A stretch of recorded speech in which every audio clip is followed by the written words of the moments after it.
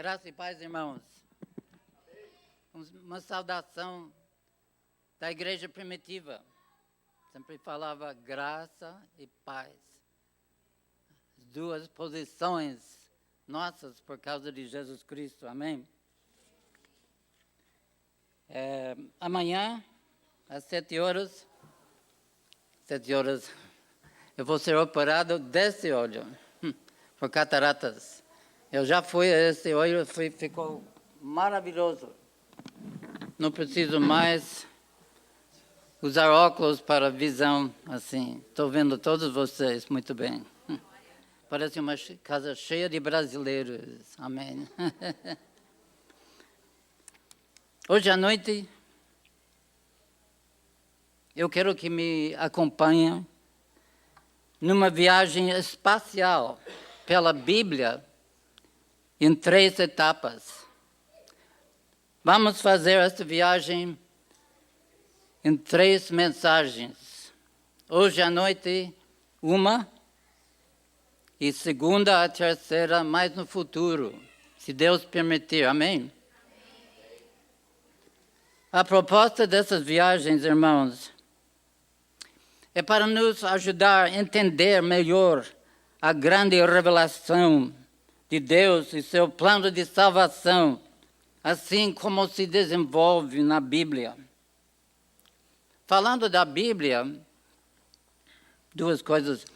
Eu tenho a Bíblia aqui já escrita de Nova Versão Internacional. Eu vou tentar deixar um pouco de tempo, mas os que têm fones celulares e aguenta a mão. Mas falando da Bíblia, vamos ver também que toda a Bíblia é para nós. Todos os 66 livros são nossos. Porém, toda a Bíblia não foi escrita a nós, como a igreja, o corpo de Cristo, uma nova identidade.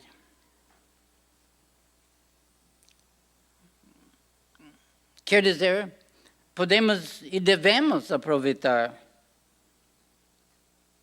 todos os livros da Palavra de Deus. Entretanto, temos que focalizar na parte mais importante, a revelação dada exclusivamente para a igreja.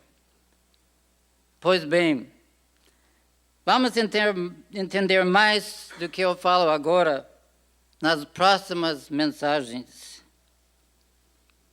A partir de hoje, vamos começar a nossa viagem espacial através da Bíblia, que começa sem mais nada agora. Mas para a viagem, precisamos um mapa. Cadê o mapa? Minha digníssima e queridíssima esposa sempre me pergunta, por favor, amorzinho, onde está o mapa para a nossa próxima viagem? Pois bem, espiritualmente falando, o Espírito Santo divino é o nosso GPS para viajar pela Bíblia e entendê-la, não é?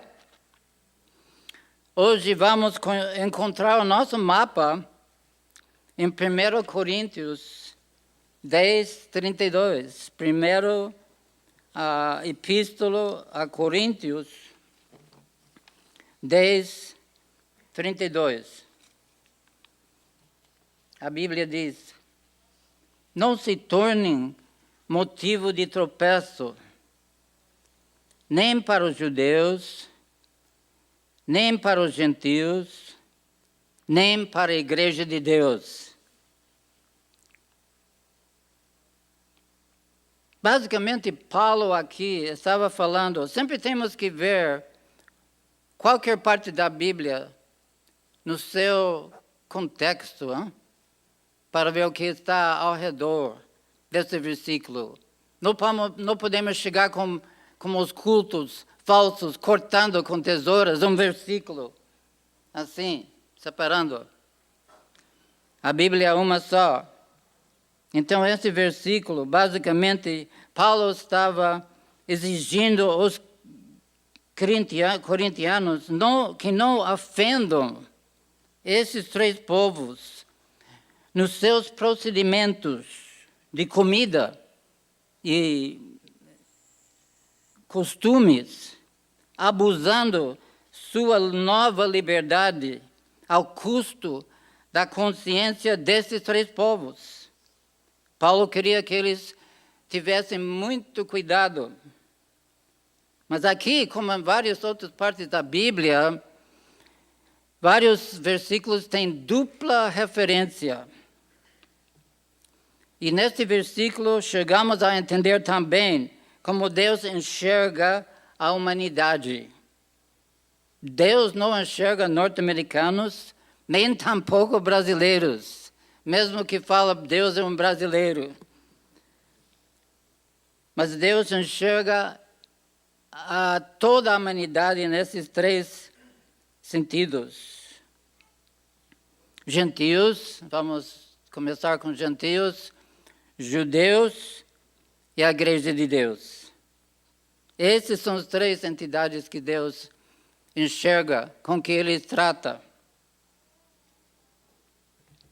Eis o Senhor revela e trata diferentemente em três épocas esses três povos, pois aqui encontramos o nosso mapa para as próximas três mensagens, se Deus quiser.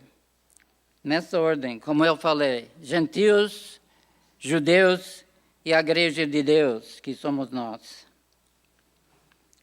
Vamos focalizar hoje à noite para fazer isso. Vamos voar em nosso veículo espacial em duas alturas. Uma altura alta, que é histórica e natural. E depois, numa altura baixa, que é pessoal e espiritual. Vou repetir. A nossa viagem vai prosseguir assim, em duas altituras. Uma altura primeira alta, visto de passarinho, histórica e natural. Outra altura, mais de perto, pessoal e espiritual. Tá bom?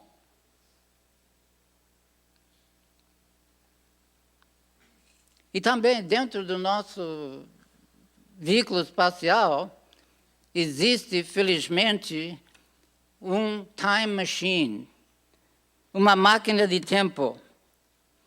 Por isso, nosso percurso vai nos permitir voar aproximadamente 9.000 anos atrás. Está prontos para lançar nessa viagem? Coloquem seus cintos de segurança, como se fala no avião.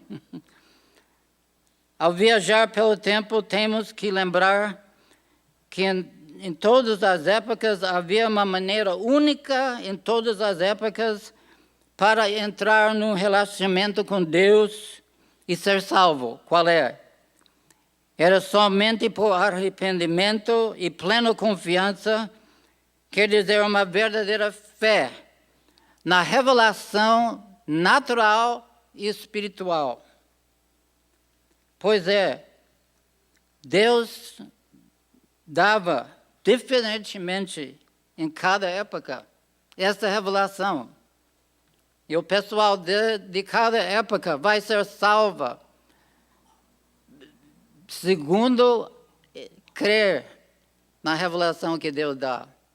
E na revelação que Deus deu. Paulo fala isso em Romanos. Maior revelação está nos céus, está na terra, toda de ordem. Ele tinha que concluir que era um Deus poderoso que fez tudo isso. Que era um Deus de ordem. Mas eles não fizeram isso em geral. Eles adoraram a criação em vez de Criador. Porém, vamos ver hoje à noite 6 caras que vão nos dar uma ideia como Deus opera. E nesta época dos gentios, começa em Gênesis 3 e vai até Êxodo 11. Pois bem, Moisés foi considerado um gentio, sabe disso? Até o momento que ele escolheu ser israelita e não filho de Faraó. Então, a época dos gentios, em que Deus estava tratando e se revelando aos gentios unicamente, ainda ele trata, mas vamos ver mais disso. Estende de Gênesis 3 até Êxodo 11. Veja só, todos eram nações, várias nações, com vários nomes, mas Deus não fazia diferença. Todos eram para ele gentios. Nós vamos visitar hoje à noite 6 sujeitos dos gentios que aproximaram Deus pela fé. E vamos ver qual foi a natureza da sua fé. Vamos voar, então, numa altitude alta agora, histórica, natural, visto de passarinho, para ver quais são esses 6 vultos. Quem são eles? O primeiro é Abel, filho de Adão e Eva. Todos nós já ouvimos de Abel. O segundo, estamos na alta, se chama Enoque. Terceiro, melhor conhecido, Noé. O quarto, um dos mais antigos da Bíblia, quem é? Jó. O quinto é o misterioso Melquisedeque. Já ouviu falar dele? E sexto, o famosíssimo Abraão. Pois esses eram bons exemplos dos gentios que foram justificados e salvos pela fé. E vamos ver também como eles seguiram pela mesma fé nas suas vidas naturais e espirituais. Esses 6 caras são para todos nós animadores na nossa peregrinação como cristãos hoje, não? Precisamos, eu preciso, os irmãos precisam. Agora vamos começar a voar numa altitude mais baixa. Já vimos os 6 lá na história, de longe, vista de passarinho. Agora vamos descer para conhecer esses 6 caras mais de perto. Pois não sabemos, como eles, esses 6, quantos gentios semelhantemente botaram sua fé na luz da criação e na revelação espiritual de Deus e foram justificados, e então salvos. Sem dúvida, vamos ter muitas surpresas no céu. Hein? Quem vai estar lá, quem não vai estar lá. E vamos então encontrar várias, como Melquisedeque, que apareceu assim. Primeiro, vamos encontrar Abel, o jovem Abel. Vamos falar com ele, vem cá. Vamos falar com ele, o Abel. Quais foram os característicos mais importantes da sua fé? Rapaz, como é que você sabe aproximar a Deus com sacrifício de um animal?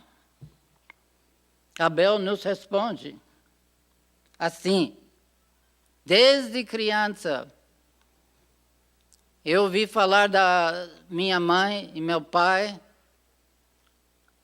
como Deus não aceitou as folhas, as roupas de folhas que Adão e Eva fizeram Mas eu ouvi falar sempre que Deus providenciou peles de animais. Para ter peles de animais, Deus tinha que derramar sangue. Então, por isso, eu estou me aproximando a Deus nesta maneira. Muito obrigado, Abel. Eu agradeço. Até logo. Continue, Abel, com seu sacrifício, seu louvor a Deus. Dessa maneira linda. Amém. Vamos ver outro versículo a respeito do nosso amigo Abel. Ele é interessante em vários sentidos. Abel, por sua vez, já sabemos disso, trouxe as partes gordas em Gênesis 4:4, primeiro livro da sua Bíblia. Ele trazia partes gordas das primeiras crias, não doentes, não fracos, mas as melhores crias do seu rebanho. E o Senhor aceitou com agrado Abel e sua oferta. Amém? Abel estava contente.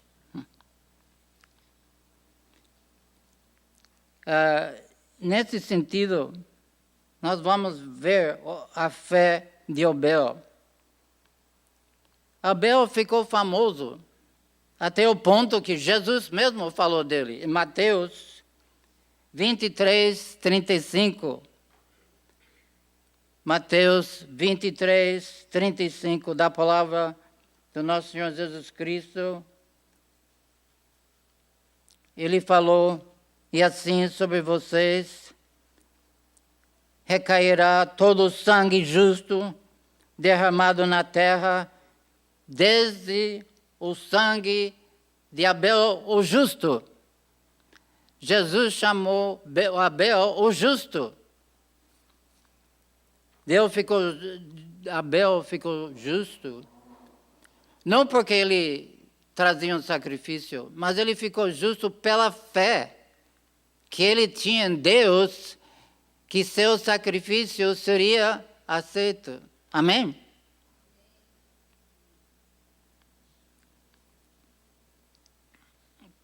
Pois bem, o livro de Hebreus. Agora, nessas referências, fique com um dedo em Gênesis e outro dedo em Hebreus, que nós vamos voltar. Tá. Pois bem, o livro de Hebreus também. Vamos ler o que Hebreus nos revela. Porque essa revelação de Hebreus, não sabemos de onde vem, mas sabemos que ele vem do Espírito Santo, e é verdade.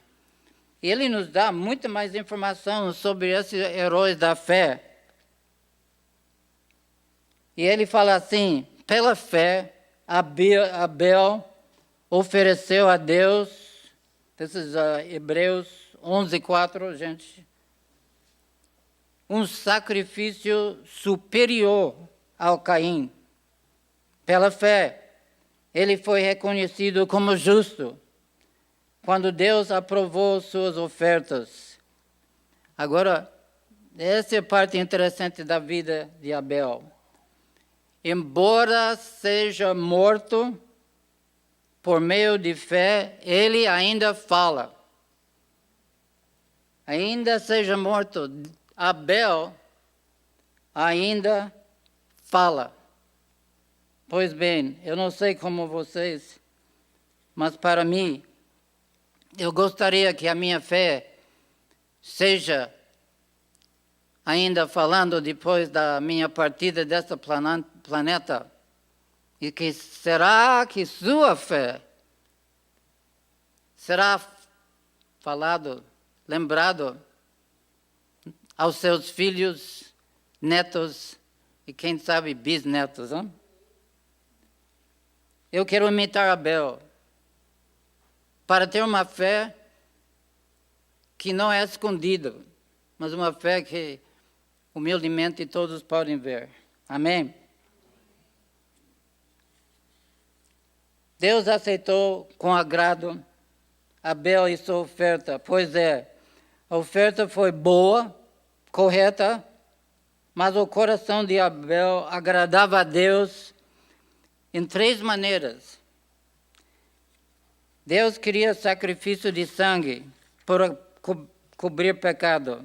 Segundo, a fé de Abel também revela que é mais importante a Deus que nós entremos em plena e íntima comunhão com Ele numa vida de constante arrependimento, virando as costas ao mundo, e além disso, uma fé que causa plena e livre obediência.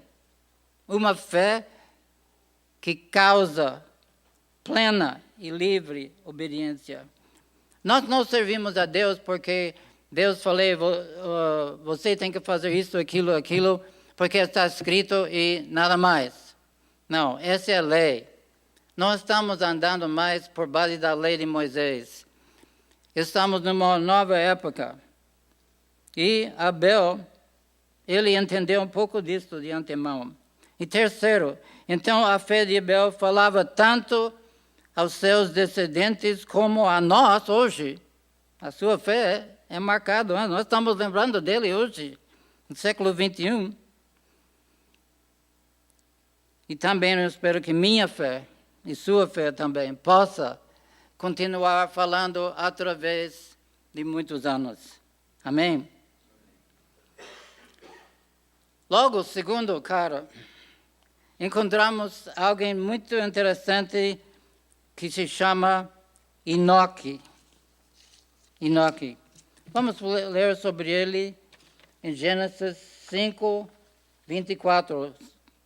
Não esqueça de botar seu dedo lá e seu dedo em Hebreus. Gênesis 5, 24. Enoque andou com Deus e já não foi encontrado, pois Deus o havia arrebatado. Um dia, ele estava com o costume de andar com Deus, mas ele estava andando tanto com Deus, que Deus falou, não adianta ir mais para trás, vem cá, subir. E ele foi arrebentado. Enoque. Ele foi um jovem casado, como todos nós, quase. Ele teve um filho chamado Matusalém. Qual é a fama de Matusalém? Ele era o homem que viveu mais tempo.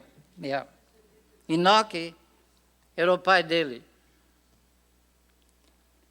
Com 300 anos, Enoque desapareceu. E terceiro, pessoalmente, vamos perguntar a Enoque. Enoque, como você começou a andar em íntima e plena comunhão com Deus? Cara, como você ficou nesse jeito, num caminho tão abençoado? Ele nos responde,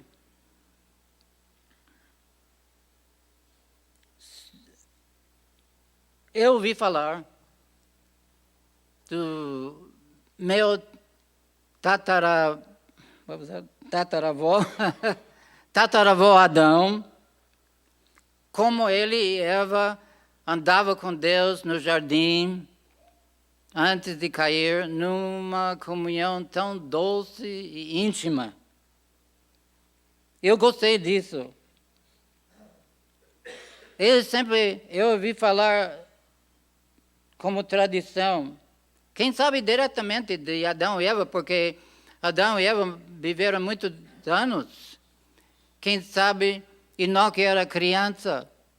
Ele ouviu diretamente da boca de Adão que era muito gostoso andar na doce e íntima comunhão com seu Criador, o Senhor Deus. Amém. Enoque, muito obrigado pela entrevista. Amém. Até logo. Voltando para Hebreus, se eu pudesse achar aqui. Hebreus 11, 5 e 6. Hebreus 11, 5 e 6 fala a respeito de Enoque, uma boa revelação. Pela fé, Enoque foi arrebatado, de modo que não experimentou a morte. Ele já não foi encontrado por Deus. Deus o havia arrebatado. Pois antes de ser, essa é uma revelação que nós vimos no Velho Testamento. Pois antes de ser arrebatado, recebeu o testemunho que tinha agradado a Deus. Esse é o segredo. Versículo 6. Sem fé é impossível agradar a Deus, pois quem dele se aproxima precisa crer que ele existe e que recompensa aqueles que o buscam. Então, como Abel recebeu uma recompensa, galardão também fala, acho que no Almeida, Abel recebeu, Enoque recebeu um testemunho, um galardão. Por causa de quê? Por causa de fé, uma promessa de Deus para mim, para você. Mudando, assim, antes de ir muito para frente, nós também podemos ser arrebatados, sabe disso? Até hoje à noite, se for preparado. Em qualquer momento, você está pronto mesmo? Como Enoque foi pronto, nós temos que também ter a mesma prontidão. Ok. Terceiro cara, Noé. Vamos ler sobre ele em Gênesis 8, 9. A Noé, porém, o Senhor mostrou benevolência. Esta é a história da família de Noé. Noé era um homem justo, íntegro. Entre o povo da sua época, ele andava com Deus. Também podemos imitar Noé, eu pensei nisso agora, porque entre nossa época, devemos ser diferentes. Noé era diferente, e nós também devemos ser diferentes. Então vamos também falar com Noé. Seu Noé, como vai o senhor e seus filhos? Está construindo uma arca aqui, um grande navio. Seu Noé, por que o senhor está construindo um barco assim, em terra seca? Ele nos responde: mesmo que eu nunca vi muita chuva por aqui, Deus me ordenou a fazer esta arca, porque ele fosse destruir todos que não se arrependem por um grande dilúvio. E eu creio que Deus me fala. Com licença, ele fala, com licença, gente, eu tenho muito trabalho a fazer, antes que venha o grande dilúvio prometido por Deus. Tchau, gente. Então, essa é a fé de Noé. Ele segue confiando na palavra de Deus, sem qualquer prova, quase sozinho. Ninguém ajudava, só os filhos. Confiando em Deus, mesmo que ele não podia prever nada, somente pela fé, pura fé. Noé também, primeiro também recebeu um testemunho de Deus que ele foi justificado e salvo. Ele recebeu também, junto com os outros. Não pelas não pelas obras de fazer a arca, mas ele recebeu puramente pela sua fé. E esse foi contado como uma passagem nos céus. Terceiro, como Enoque, a Bíblia diz, vamos ler em 11, Hebreus 11, aqui, versículo 1, 2 e 7. Vamos ver se eu posso conseguir. Ora, a fé é a certeza daquilo que esperamos, a prova das coisas que não vemos, pois for por meio dela que os antigos, dos que estamos falando hoje à noite, receberam bom testemunho. Essa é a fé. E também versículo 7. Pela fé Noé, quando avisado a respeito de coisas que ainda não se viam, movido por santo temor, construiu uma arca para salvar sua família. E por meio da fé, ele condenou o mundo e ele tornou-se herdeiro da justiça, que é, como? Segundo as obras? Segundo a fé. Pelo menos uma pessoa está acordada lá. Amém. Noé era assim. Ele andava com Deus em doce e íntima comunhão também, porque como ele aguentava, acho que mais de 100 anos, construindo aquela arca. Mas Deus inspirava ele. E vamos todos nós procurarem essa classe de comunhão.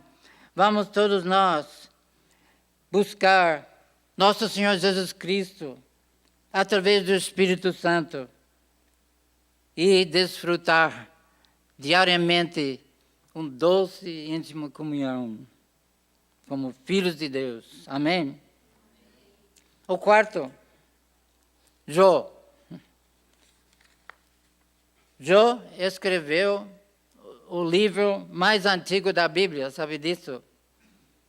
Porque no livro de Jó não vimos nada da experiência dos patriarcas, nem tampouco da Moisés. Ele existia não sei quando e onde.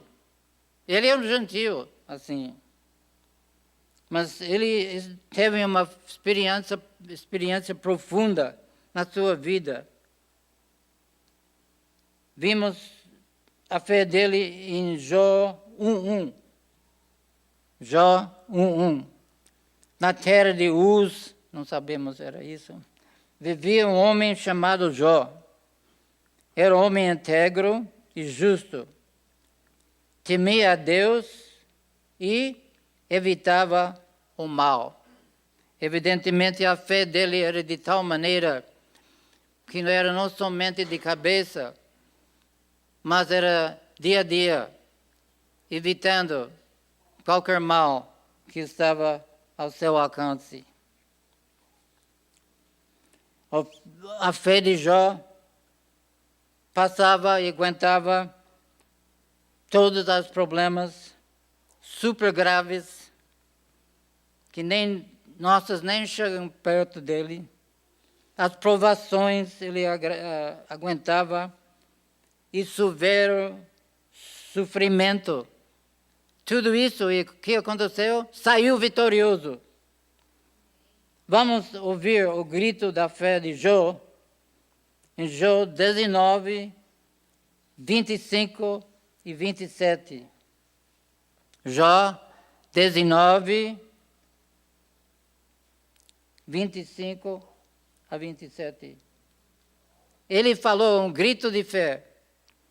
Eu sei que o meu Redentor vive e que no fim se levantará sobre a terra e depois o meu corpo estiver destruído sem carne, verei a Deus.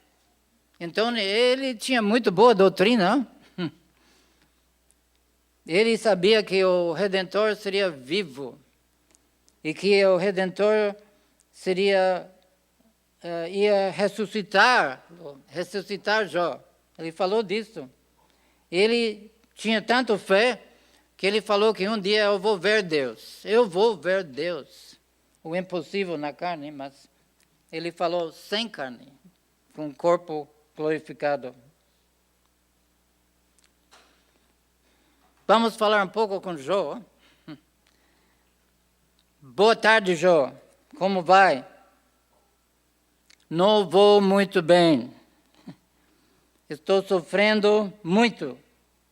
E não venham como mais amigos, pois eu tenho amigos demais que não me estão ajudando em nada. Ele não era sem fé, mas ele era realista, Jó. Então, muito obrigado, Jó. Até a próxima, se Deus quiser. E vamos ver como, enfim, aconteceu com Jó, pela sua fé. Depois que Jó orou por seus amigos, em Jó 42:10, no último capítulo de Jó, ele orou em favor dos seus amigos. E seus amigos não davam nada de consolo, nem tampouco esperança, mas Jó, sendo homem de fé, ele orou em favor deles. E ainda chamaram eles amigos.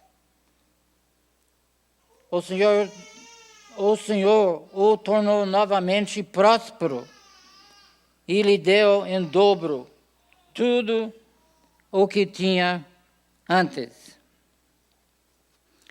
Eu gostaria de compartilhar rapidamente, espero que o sermão não prolongue muito. Se alguém está dormindo, dá uma cotalada. Também, na minha vida, no último ano de seminário, não pensei muito nisso, 1960,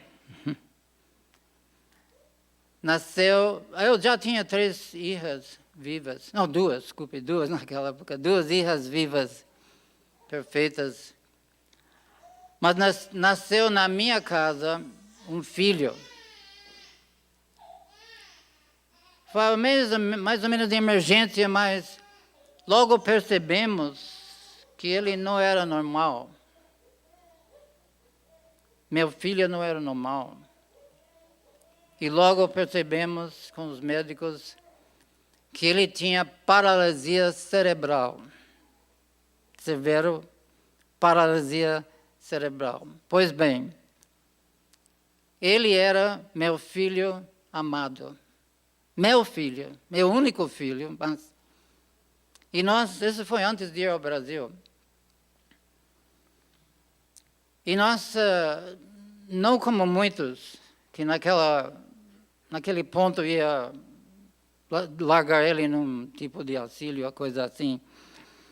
Ele era muito paralisado, muito estrito, mas ele era muito inteligente. E ele muito amoroso, muito alegre. Começou isso. Mas com 18 meses, Marcos, com as 2 filhas, a minha primeira esposa de 51 anos, nós fomos ao Brasil como missionários em 1963. E ele tinha 18 anos, nunca levantou do carrinho dele. E Deus estava nos ensinando muita coisa. Sacrifício, paciência e amor. Porque eu ou minha esposa, ninguém podia ficar com ele, somente nós dois, um dos nós dois. Estudando português em São Paulo naquela época. Ou aquela época em São Paulo. Que confusão. De todo caso, o crescimento. Depois de uma revolução de 64. Mas de manhã eu ia na escola de idiomas em São Paulo por bonde. O bonde não existe mais, mas havia um bendito bonde naquela época, graças a Deus. Por bonde. Passava em frente da nossa casinha. E eu preciso voltar de rápido para aliviar minha esposa, libertá-la, para ela ir de tarde estudar português. Eu cuidava Marcos. As minhas filhas estavam estudando numa escola evangélica em São Paulo, que é muito grande hoje. Naquela época tinha 8 quartos. Hoje é uma escola PACA, se chama, em São Paulo. Uma escola evangélica. E, pois bem, esse foi o ministério. Marcos, então, foi um testemunho, de verdade, ele mesmo, de sua alegria. O pessoal não podia entender, mas nós cuidava dele com muito carinho também. E ele era uma pessoa que chamava atenção. Nós podíamos compartilhar o evangelho através dele. E ele dava risada, não podia falar uma meia dúzia de palavras, mas ele dava risada nos cultos para as piadas, e podíamos falar qualquer coisa, mesa, ele olhava diretamente para a mesa, podíamos falar assim. Ele foi levado depois como uma mostra de uma criança com paralisia cerebral e muito inteligente. Muito inteligente. Ele ganhou em São Paulo, a primeira cadeira de rodas, ganhou aparelho, e ele assistia uma linda escola. Só existia naquela época a única escola da Associação das Crianças Defeituosas. Agora no Brasil está em muitos lugares, mas naquela época só uma. Talvez no Rio, um pequeno, mas São Paulo era o lugar. Então ele nos acompanhou no nosso ministério.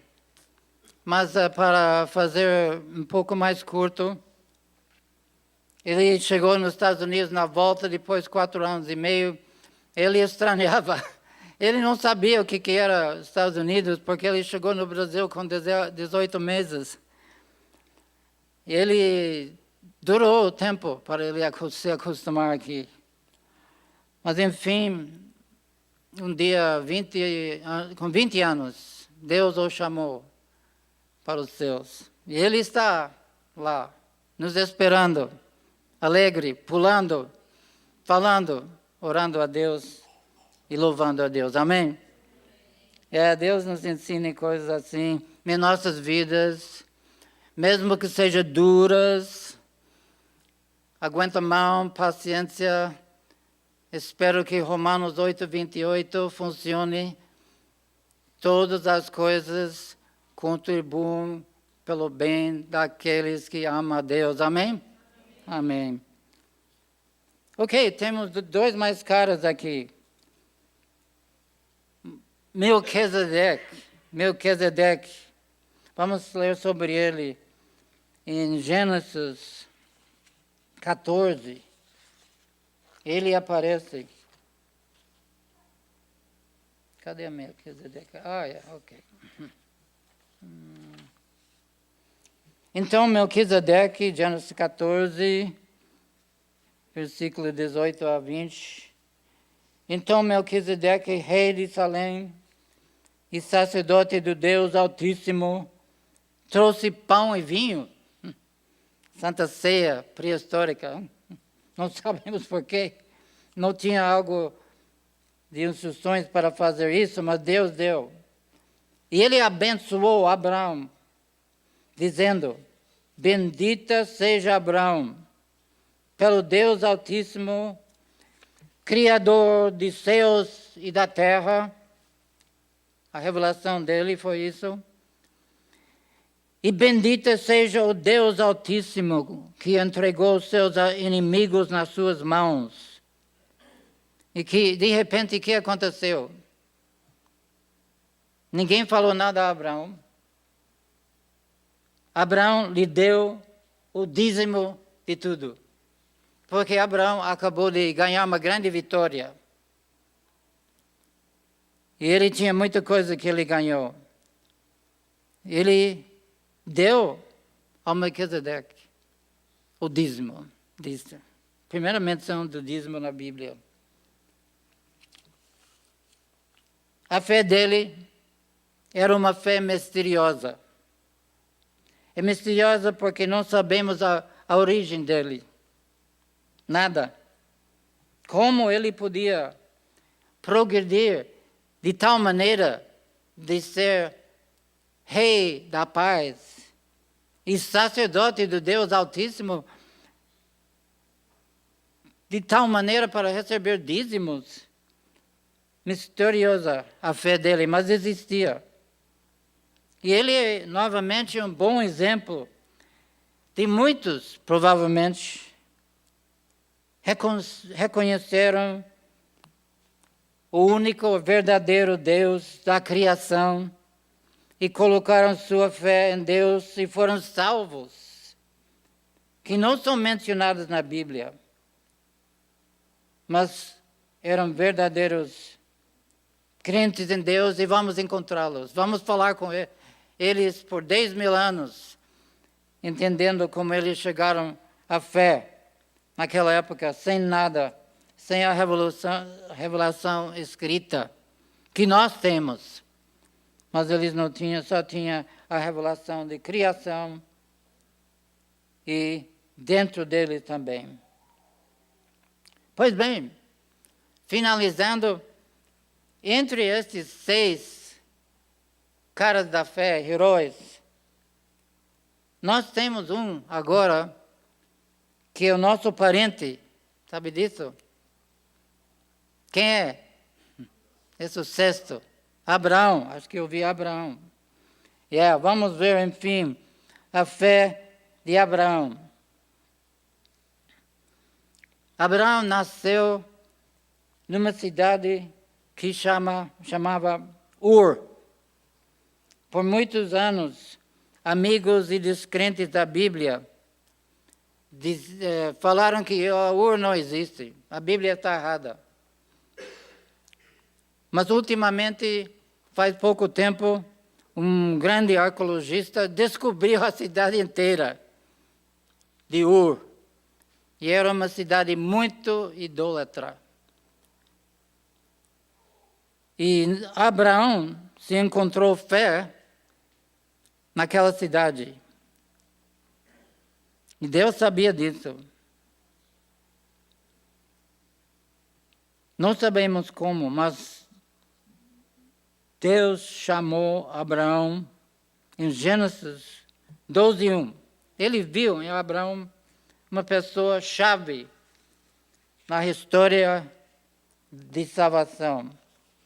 Gênesis, o livro de Gênesis, eu tenho aqui, nas minhas anotações. Mas antes disso, desculpe, fora de ordem, ele é nosso parente. Por que eu digo isso? Por que eu falo isso? Em Gálatas 3, 7 e 9. Fica com o dedo em Gênesis. Gálatas 3, 7 a 9 fala assim: estejam certos, portanto, o apóstolo Paulo fala, de que os que são da fé, todos vocês, estes que são filhos de Abraão. Prevendo a Escritura que Deus justificaria pela fé os gentios, anunciou primeiro as boas novas a Abraão. Por meio de você, ele falou a Abraão, por meio de você todas as nações serão abençoadas. Assim, os que são da fé são abençoados juntamente com Abraão, homem de fé. Então, hoje à noite, todos nós somos filhos de Abraão. Por quê? Porque a nossa fé deve ser, se não está agora, quem sabe alguém hoje à noite não tem essa classe de fé, mas deve ter. A nossa fé é mais parecido à fé de Abraão. Nós temos a semelhança em nossa fé, mais parecido na fé de Abraão. Vamos ver. Temos que ler aquele versículo. Então, o Senhor disse a Abraão, Gênesis 12, 1 e 2. Saia da sua terra, do meio dos seus parentes e da casa do seu pai, e vá para a terra que eu lhe mostrarei. Farei de você um grande povo e o abençoarei. Tornarei famoso o seu nome e você será uma bênção. Então, o povo de Abraão, Deus prometeu, além disso, ele chamou ele para sair. Nós vamos ver isso. Mas, casualmente, Deus prometeu a Abraão 2 tipos de descendentes. Descendentes não. Descendentes. Descendentes. Ele prometeu que Abraão, ele falou para ele que Abraão, você vai ter descendentes como a areia do mar. Mas também o que ele falou? Você vai ter descendentes como as estrelas do céu. Esses são os descendentes, somos nós. O Israel, no futuro, era os descendentes da terra. Nós somos os descendentes celestiais de Abraão. Amém? Amém. Ok. Abraão, encontrado naquela cidade de Ur, ele ouviu a chamada de Deus, ele vendeu a casa, fechou o negócio, falou adeus para seus parentes. E eu creio, no primeiro passo dele, fora de Ur, ele foi justificado. Porque ele se arrependeu daquela vida vã e sem proposta. Ele virou as costas para isso. Ele fez uma meia volta. Foi uma mudança radical na sua vida. Se chama arrependimento. Esse que Deus quer para todos nós. Mas a fé verdadeira não tem 2 componentes: arrependimento e fé. Arrependimento e confiança. Se não tem esses 2 componentes, não é fé salvadora. Veja nas suas vidas. Arrependimento não é chegar aqui em frente, apertar a mão do pastor, fazer outra coisa, orar. Não, é uma coisa, uma mudança radical na sua vida, deixando tudo para trás. Essas coisas, por boas que sejam, não vale tanto como o que acontece no seu coração. Hein? Interno, não externo. Essa é a fé. Por isso,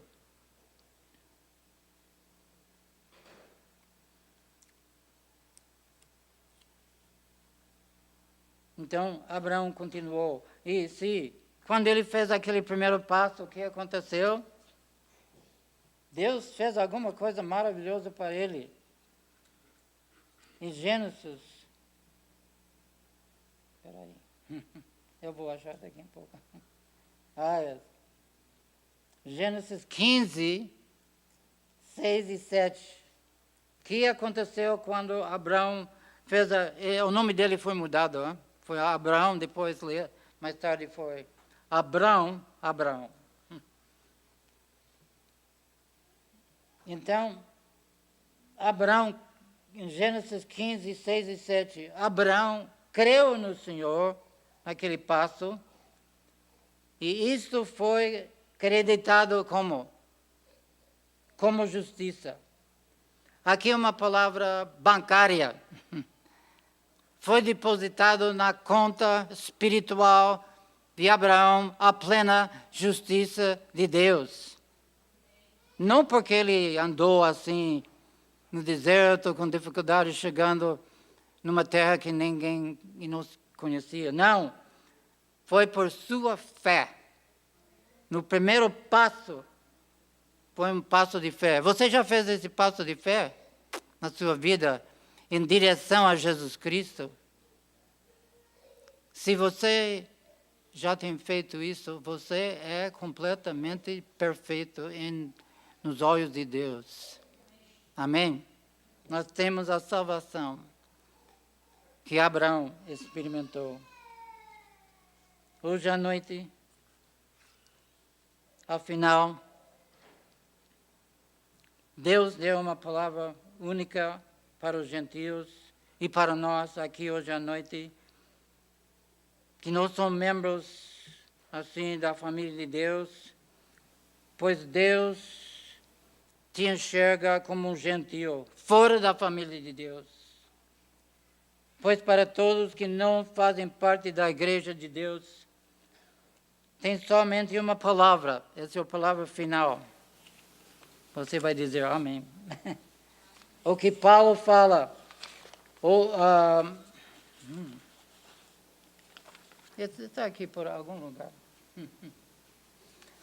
O apóstolo Paulo fala a única palavra. Ok.